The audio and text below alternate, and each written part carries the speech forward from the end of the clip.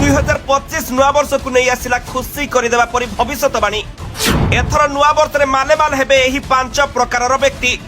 January रु आरंभ होई वर्ष सारा डिसेंबर जाए हेबो टंकार वर्षा।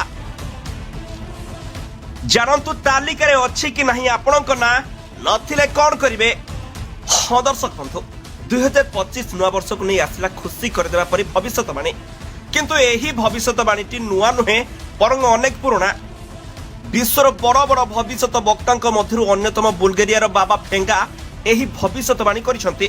से अतीत रे जहा कहिसंती परे परे ताहा अनेकांशरे सतरे परिणत होइछि।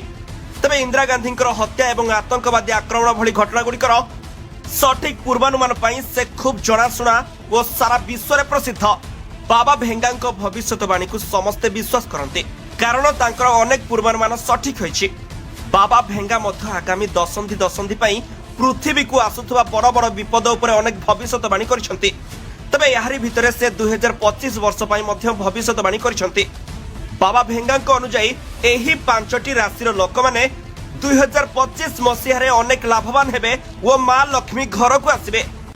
तबे एही 5टी राशि लोके काचरे हाथ लगाइले ताहा सुना होइजिबो। तबे आसंतु जानिबा एही राशि गुडी कोन कोन।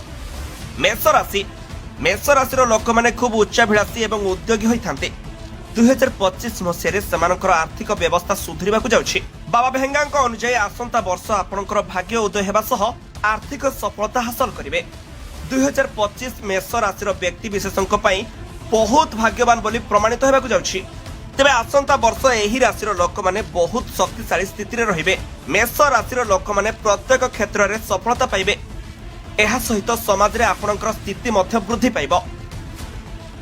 वृष राशि लोकंक पई मध्य 2025 वर्ष आर्थिक लाभ हेबो। एही वर्ष आपण निज कठिन परिश्रमर संपूर्ण फल पाइबा को जाउछन्ते। आसंता वर्ष आपण दीर्घ समय धरि करि आसुतबा कठिन परिश्रमर फल फलाफल पाइबे एवं आर्थिक उन्नति हेबो।